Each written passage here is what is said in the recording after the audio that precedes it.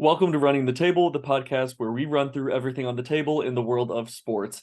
Today, we're going to be diving into the world of college basketball, taking a look at some of the biggest names returning to college basketball, some high-profile transfers, and just some other general college basketball news. This is going to be the first of multiple because there's a lot of guys to talk about. But Drew, you ready? Of course, let's run it, baby.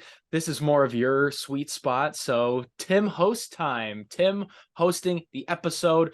Let's do it. You know how we love our basketball here on Running the Table. But starting off, one of the biggest high-profile news, especially for me personally being a Purdue fan, on the night of the deadline, May 31st, Zach Edey made his announcement that he would be pulling his name out of the NBA draft to return to Purdue for his senior season with a simple tweet saying, "Run it back," with the infamous Wolf of Wall Street clip. His way of saying that he's not going anywhere just yet. The unanimous National Player of the Year averaged 22.3 points per game, 12.9 rebounds per game, 2.1 blocks per game on 60.7% shooting from the field. And he was a really, really efficient player, setting a record player efficiency rating of 40.98, which broke the previous single season record set by Zion Williamson of 40.84. Yeah, this was about the hugest news that could have happened for Purdue basketball. Their star, their cog, their engine, the guy that really makes this Purdue team run is back. He's going to run it back. Most of the entire roster is going to run it back with very little turnover. And that Purdue team that we saw as a 1 seed last year, and it was at the top of the rankings for most of the season, we're going to see him back. And this is going to be an incredibly good Purdue team once again.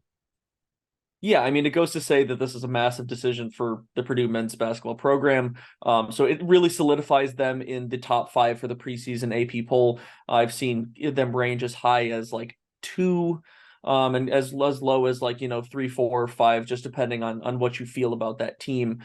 But yeah, honestly, no matter your feelings about this team, you have to realize that this is a team that returned almost every single guy of relevancy to a team that was a number one seed and won the Big Ten by, I believe it was 3 whole games, and then the Big Ten tournament as well. Yeah, it was a for pretty wide margin that they won the Big Ten by. And we covered multiple Purdue games over the course of last season. We covered the Fairleigh Dickinson loss. And what sucks about this Purdue team is essentially because it's the same team, I feel like a lot of people are going to hold that FDU Yeah, people loss are going to say over what's their different. head. Of Yeah, course. But what's different is they're a year older. They get another year of especially all that backcourt. playing together, especially that backcourt with guys like Fletcher Lawyer and Braden Smith. You get the extra year of experience, and you can either let that loss define you as a team, or you can use it to fuel your season and right the ship on a course for redemption. Yeah, and that leads us kind of right into some of the reasons for Zach Edey's return. Despite a lot of talk ranging from him potentially being like, yeah, exactly, a high second round pick, to Money. potentially even going undrafted. For me, the realistic analysis is that it was going to be very spotty whether or not he would get drafted. I think he would, given his ability to continue to grow as a player. We've seen over the past couple of years the exponential growth that he's taken, combined with his athleticism and touch at 7'4" that he showed off at the combine. But a second round contract would likely be the rookie minimum in the NBA, which would be just under $1 million for the season, which of course then brings us to the world of NIL at the college level. He's likely to make over 7 figures this upcoming season as long as a few things work out. They're currently reworking on they're working on revising Edey's visa, which would allow him to earn more money under the current NIL rules. Currently, he can't accept any payments in America, so one of the things Purdue has supposedly done is schedule a game in Canada for this upcoming season against Alabama for December 9th, but as far as I'm aware, nothing official has been made about that game.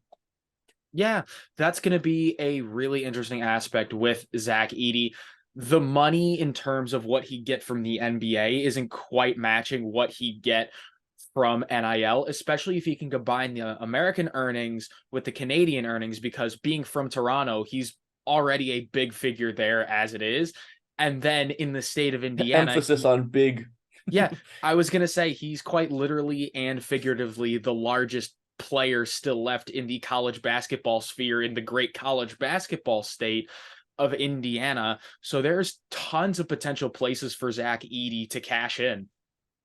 Yeah, and to wrap that part up, I mean, Purdue is his American home. He's expressed his love for Purdue in the community, which is the program that gave him a chance and pushed him to become the best player in person that he is today. And they certainly have some unfinished business after the way their season ended last year that you mentioned. So it all just kind of adds fuel to the fire of, exactly what he said, run it back, because they have a lot to prove and they have a lot going for them. That brings us into what their roster would look like. So Before you obviously do we that, talked Tim, about I just want to, pose this. At the NBA Combine, we saw clips of Zach Edey knocking down NBA threes.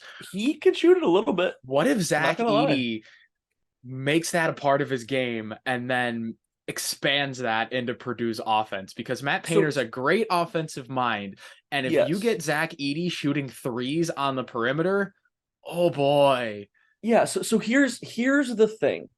it's gonna be really fun. Purdue is at a bit of a crossroads in terms of how they can choose to run their offense.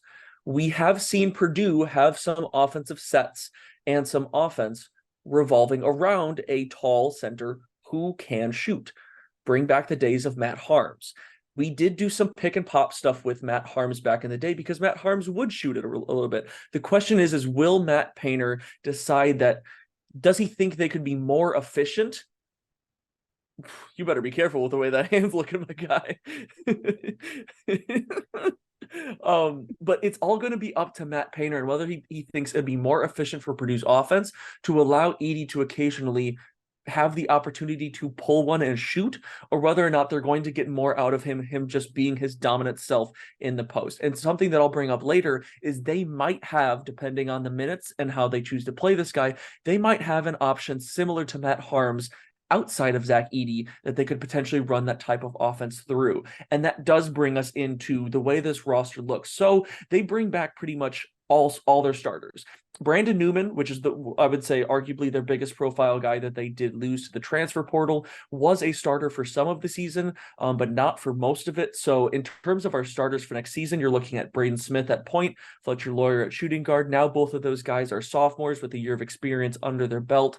You have Ethan Morton likely being the starter, at least for the beginning of the season, at the small forward as a senior, combined with Mason Gillis at the 4 and Zach Edey at the 5. Those three guys all being seniors. You now have a core group of guys in your starting lineup that are truly seniors and have seen just about everything that there is to see in college basketball. Yeah, you can't use the inexperience as an excuse anymore, because with Morton Gillis and Edey being seniors, and even if you look at some of the depth pieces, Caleb First is going to be an upperclassman. Lance Jones, the transfer, is an upperclassman. You have guys with those big time college minutes in the Big Ten. So now what are you going to do? Yeah, and I think what it comes down to is how are certain guys going to step up? Whether it be certain starters stepping up into that, that full-time role of being able to handle those truly high pressurized situations. You talk about 2 losses to Indiana, the loss in the first round. It's high profile big games is when you're really tested and you can really show who you are. But they're a really, really deep team. And I really question what are you giggling about, Mike? Running the table might be cursed, man. We've covered 3 Purdue games last I season, and know. Purdue was 0-3 in those games. Both of I the Indiana know. games and the FDU game, Purdue lost. That has got to be tough. We're I gonna I keep don't want to covering Purdue be basketball because if we keep covering them, they're bound to win they have to eventually, win right? one of them, right? Yeah. Well, if not, the running the table curse is going to be Ugh, please that's no. that's gonna be such a fun I thing don't want to be responsible for for me. that. Yeah, I don't want Tim, to it's be gonna be responsible all for that. your fault. But looking at this team, like they're such a deep team outside of the guys that not only everybody that had from last year that's returning, as well as you have very minimal losses. In terms of losses, you lose David Jenkins Jr., who was the transfer in last year, who had 15 minutes per game. He averaged short of 4 points per game. He shot the ball better as the season went on. He had some, big games of contribution, but he wasn't anything I would say super, super big for that team, other than Depth. being yes, he was depth and he was a calming presence as a backup point guard. And then of course I mentioned you lose Brandon Newman, who at 17.7 minutes per game averaged, 6 points per game. His presence was much more felt on the defensive end, especially in that like last quarter of the season, starting with that second IU game. But now you talk about the additions. You already have a team that's returning so many guys, and you talk about the guys that they're bringing in. First off, you got Lance Jones, who is the transfer from Southern Southern Illinois. Illinois. Yeah, Southern Southern Illinois.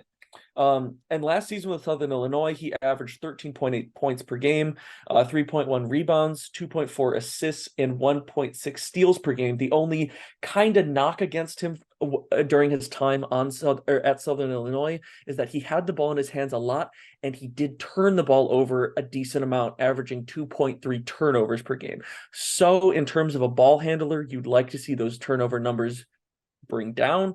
Now with his role on Purdue, it's tough to say whether or not how much he's going to be like a heavy ball handler. I think he might be, during his time where you're like giving Braden Smith a blow, and he's truly taking that point position, but he also has the opportunity to play off the ball a lot. So he's going to be an interesting guy to watch in terms of that, veteran presence that he brings in, similar to what David Jenkins brought in last year. Yeah, Tim, and I want to talk about the big recruit that Purdue brought in, Miles Colvin. You said originally that Ethan Morton would be starting at least for the first portion of the season. At least to start the season. Yeah, but if Miles Colvin gets going, because this kid is really, really talented, why not give the freshman some minutes if he can prove that he can step up in a big time role? It's going to take some time, as all young players do, but I'm excited to see what this kid can do. Yeah, for sure. He's a really talented kid. He just made the final cut for the USA U19 basketball team.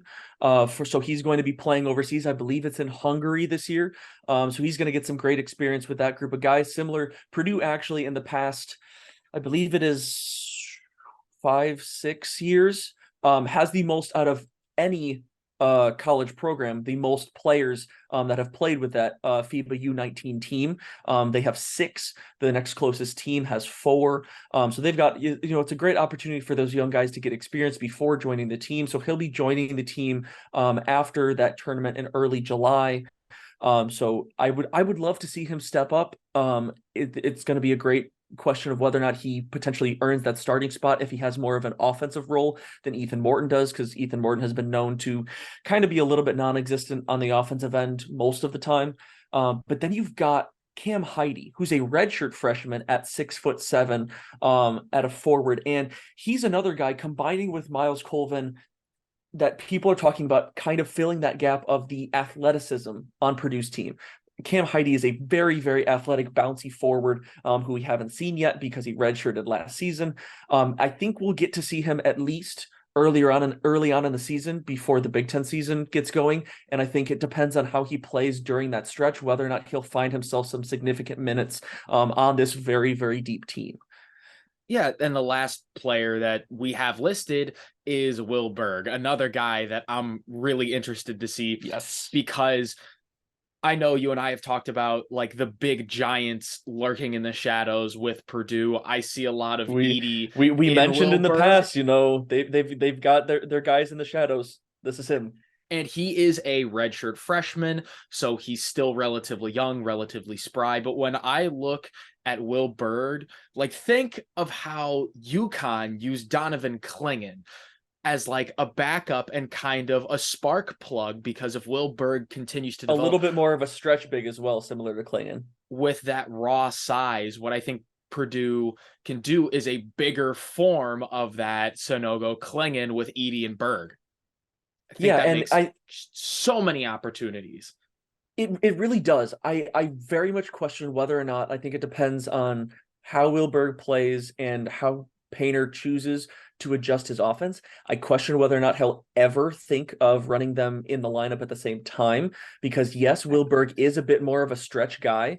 He'll stretch to the outside. He can put the ball on the deck And he can shoot the ball. Believe it or not, he can shoot. There's been some, once again, in training, it's training. It's not game situations. I'd like to see whether or not he has the ability to translate it into the game. But he has a pretty smooth stroke, and at 7'2", we could see him. What I was talking about, how Purdue used to run with Matt Harms, we could see them attempt to bring some of that back with Wilberg. Whether or not they choose to do it this year or wait until Zach Edey is gone and it's Wilberg's show, basically, he's a really interesting guy that really no one seems to be talking about.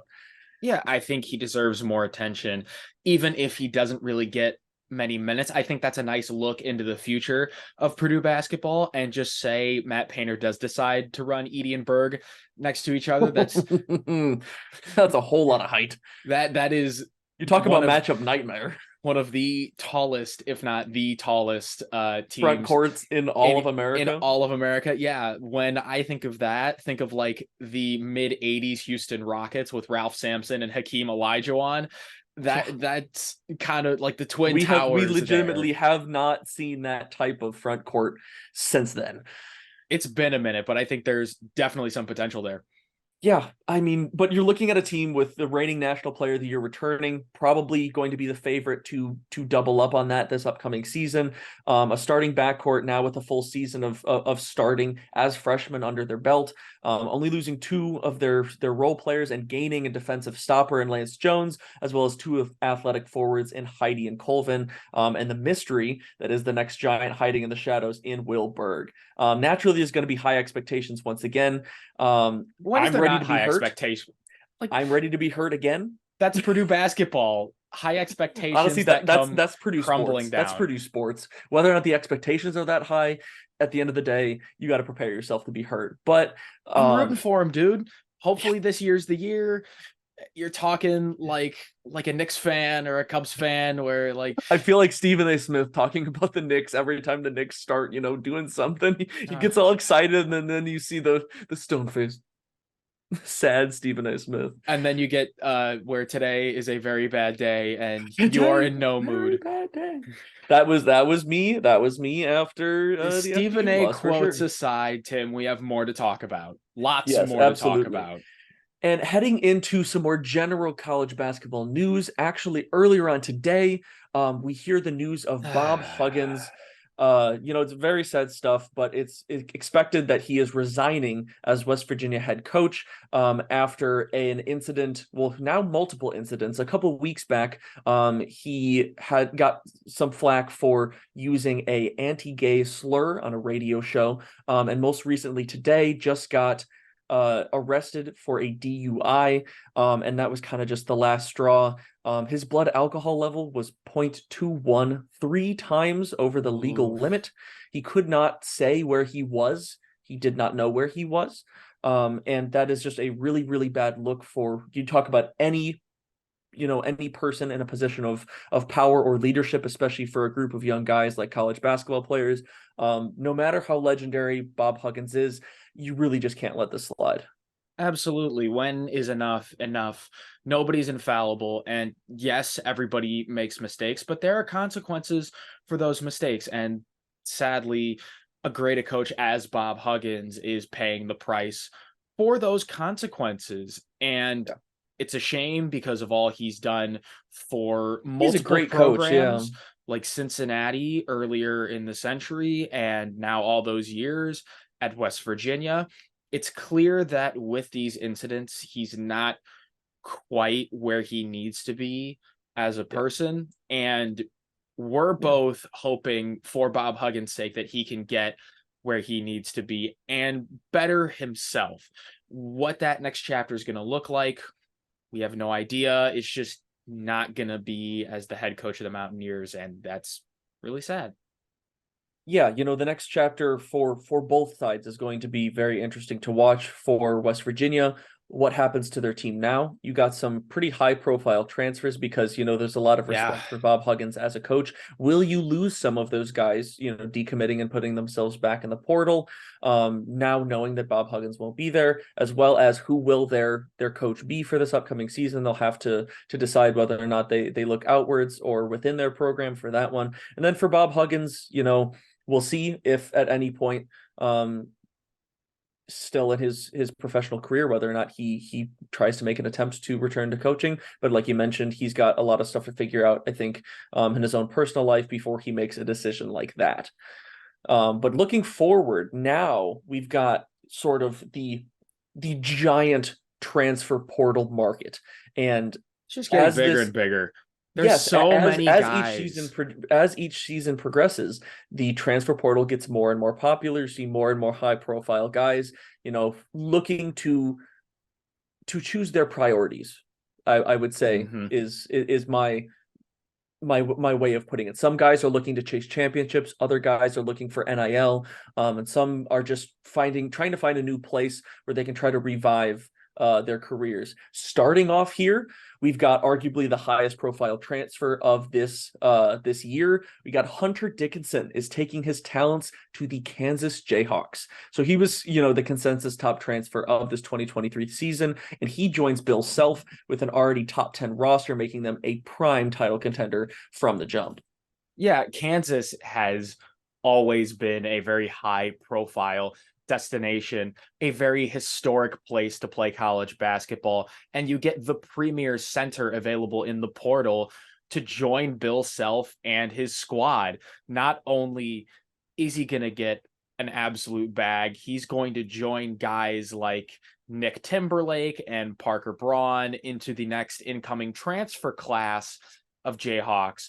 But Kansas also did really well in the recruiting cycle of high school guys in general. As they So always do. it's Kansas.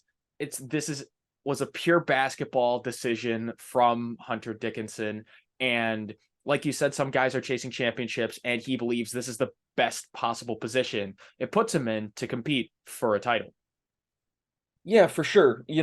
Just a little bit about Hunter Dickinson himself. He averaged 17 plus points per game, and over 8 rebounds per game in 3 seasons at Michigan. And he was a second team All-American as a freshman. His defensive ability at 7'1", and ability to play outside the traditional center position, are kind of what has kept him from joining the NBA, combined with, the prospect of NIL deals, with the ability to make money in college. But in an interview where he sat down after making that decision, he was quoted as saying that his choice to play at Kansas was, like you said, purely a basketball decision, driven by him wanting a chance to win a championship, as well as Kansas's history of developing and using big men. Because obviously Michigan is in, a bit of a rough position as a program with losing guys, and of course losing Hunter Dickinson puts them in a really tough position. But he's a talented player that wants a chance to win a championship, and he did not feel that he had a chance to do that at Michigan, as well as the fact with NIL. He made less than $100,000 last year at Michigan, and he's set to make potentially north of $275,000. At least that's where he is currently valuated in a lot of sites. And it was apparently made aware to him that he could have made north of 500,000, depending on the location that he chose. But once again, he wanted to focus more on basketball rather than money. And he was choosing between largely Maryland and Kansas, as he is a Maryland native. But as I know, Georgetown was also, in the conversation there of teams that was potentially vying for his services. Yeah, it would have been really interesting to see him with Ed Cooley at Georgetown, see what That could have been exciting. That could have been really, really fun. He could have decided to stay in the Big Ten. You talk about beefing up the Big East. Absolutely. Oh, the Big East is going to be so good, not just next year, but even without Hunter Dickinson, that conference is going to be something special to watch. Absolutely. But this is about Hunter Dickinson transferring to Kansas. That's just plain and simple a big time move for both the player and the team. Yeah, and you talk about, the prospect of him potentially going home. Here we have a transfer that did decide to go home in Max Abmas. So Max Abmas became a household name for college basketball fans after leading Oral Roberts to the Sweet 16 back in 2021, along with that special group of guys.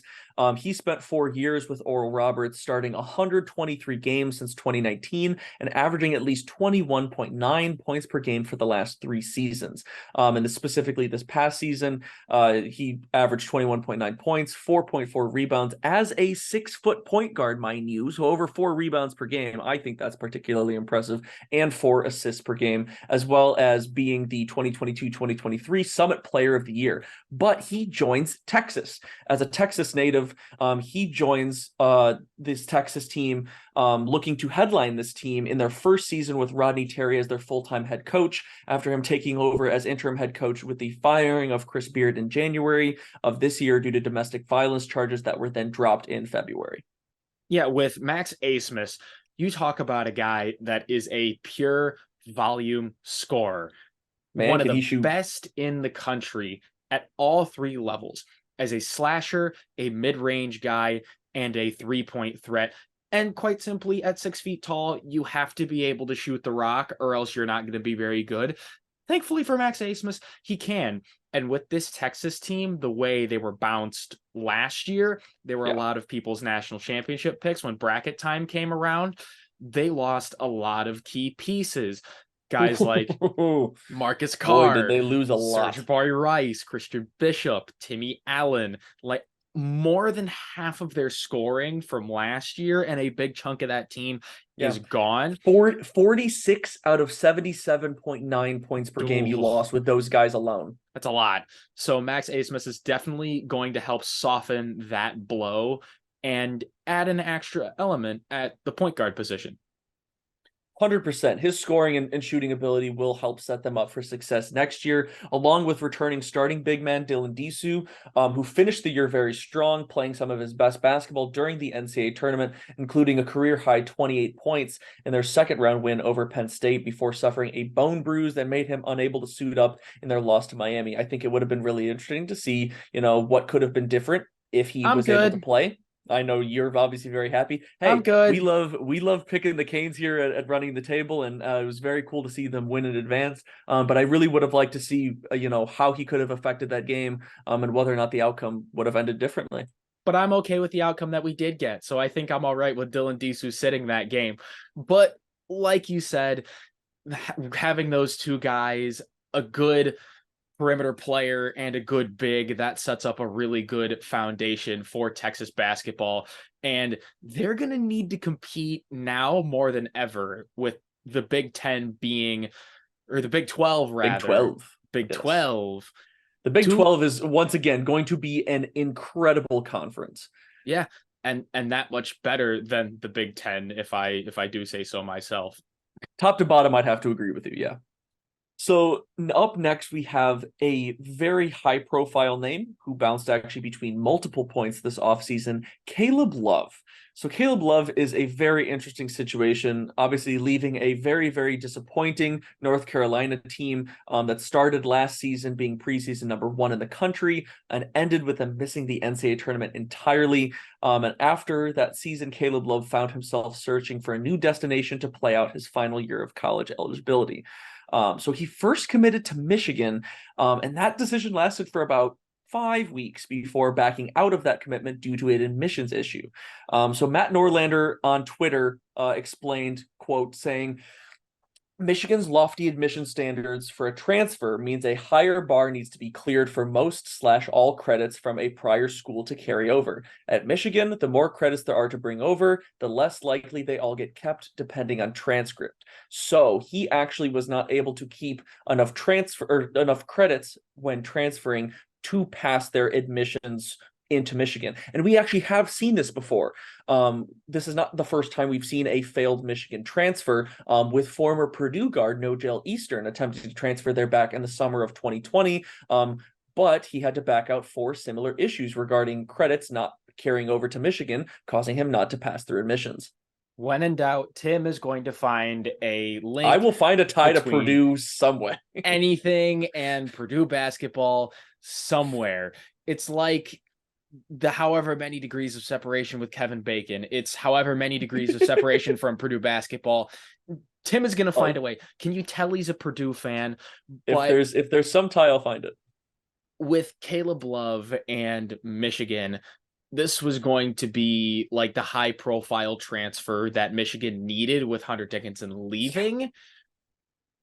But with Michigan being such a good academic school, couldn't get him. Blame their standards. Couldn't get him. So he had to go to Arizona instead. Yeah, so he does end up finding his home in Arizona the day before the deadline, but his transfer doesn't just provide Arizona with some much needed scoring at the guard position. He brings a bit of a history of drama with him. And here starts our little segment on a whole lot of speculation and rumors, so take it all with a grain of salt. But a story from last season included RJ Davis and Caleb Love beefing over one of them hooking up with the other's girlfriend, who supposedly was a member of the UNC women's basketball team. And once again, let it be known that both RJ Davis and Caleb Love took to Twitter to deny this rumor back in February, but it doesn't mean that Caleb Love is free from the allegations of being a difficult teammate to play with. Yeah, that was an interesting rumor that we talked about at various points covering North Carolina last season. If it's true, it's hilarious.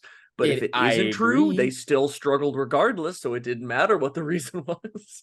Well, beef or rumors of beef, people were saying that that was or one not to beef.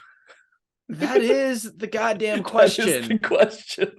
That is the damn question. To beef or not to beef, that was one of the speculated catalysts that derailed UNC's title defense. And going from number one to missing the tournament entirely, you have to think, what went wrong? Is it RJ Davis? Is it Caleb Love? This type of drama is fun to speculate, and it's good entertainment, but not great for team chemistry and not great for winning basketball games. So what kind of baggage that means that Caleb Love is going to take over with him to Arizona? I don't know. Yeah, you talk about him as a player, not only just, his personal character, but also how he is as a player. He has been known, and it is well documented in their game film, that Love is a very ball-dominant guard, playing a lot of iso ball, shooting deep threes, and continuing to launch shots even when having an off shooting night and not making the extra pass when a more open high percentage shot was there. And that's led to questions about his decision-making and seemingly unconditional belief in his skills no matter the night. So it will be interesting to see whether or not his presence brings more help or hurt to Arizona's roster. What's good, Michael Porter Jr.? I was going to say, you learn from the best, I guess, just from afar. But those guys certainly have some similarities between them. But moving forward, a little bit lesser known recruit, Harrison Ingram, he's actually going to look to help replace some of those losses that UNC had as he joins the Tar Heels after two pretty lackluster years playing for Stanford. He was actually a 5-star coming out of high school before making his decision to enter the transfer portal at the end of last season. And once again, talk about traces to Purdue. Harrison Ingram actually chose Stanford over Purdue because of course he did. Schools were the front runners for his original commitment decision back in 2020. So of course, had to shoe that one in there because Purdue is sprinkled across all college basketball. Our presence is felt. But the Dallas native is a former McDonald's All-American and Pac-12 Freshman of the Year, averaged 10.5 points, 5.8 rebounds, and 3.7 assists per game this past season with the Cardinals. Yeah, you see that they're the No, they're actually the Cardinal, singular. Fun Are they fact really about the one Stanford. Singular Cardinal? Yeah, they're the Stanford Cardinal. Okay, and with that being brought up, can I mention how absolutely trees. Can I mention how absolutely stupid not only that name is, but the fact, first of all, their name is that because they are red. Woo. Secondly, their only mascot is their band mascot, which is the Stanford tree. There's no name, it's just the Stanford tree. What, you don't like the Stanford tree? It's a tree. So it doesn't even have a name. Name the damn tree. Does Purdue's train have a name? Yes, the Boilermakers special. Oh, what a name! You might as well name it. It's a Choo-choo. name though. At least it's a name though. We didn't call it the Purdue train. That's like calling it the Purdue train. Yeah, well, you barely That's changed it up, stupid. dude. Now, okay, for Stanford, part of that has to do with the fact Butler's that mascot is better. the dog is cute. I'm not gonna lie. But for Stanford, part of that has to be they used to have some portrayal of a Native American as their mascot that they got rid of in the 1970s. They just haven't made any type of decision of trying to add some type of mascot since then. But yes, did I do a deep dive on Stanford's mascot after I got annoyed that I found their only mascot is a tree? Yes. Why did you complain about it and then further explain to it because you knew the reason the whole time? Because it's funny. Also, they've had almost 50 Oh years to come up with a boy. new mascot and they haven't. And that's on them. Well, they're not known for their creativity. They're known for their high academic standard. Yes, which is also part of The the West reason why Coast Harrison Ivy Ingram. League. It's part of the reason why Harrison Ingram was looking at both Stanford and Purdue as his last two options because him and his family do very much care about academics. And he's a very smart kid. But now he's looking to potentially try to revive his basketball career at North Carolina. But that is all that we've got for this one. Like I mentioned, we are going to have more episodes talking about transfers, returnals in college basketball, and some of Part these other teams. 2. Yes, the Electric Boogaloo. But let us know what you guys think that this Purdue team can do, because obviously we talked a good amount of them at the beginning of this episode, whether or not you're with me on the optimistic side or you're just tired of them coming up short. Or if you're just me and you're just watching from the sides with your bowl of popcorn. Exactly. And if there's any guys you want us to talk about, let us know through comments on YouTube or through the Q&A section on Spotify. If you want more from us, you can, of course, find us on YouTube as well as all other podcast platforms as we continue our new era here on Running the Table. You keep tuning in, and we'll keep bringing you the content. But until then, like and subscribe, and until next time, we out.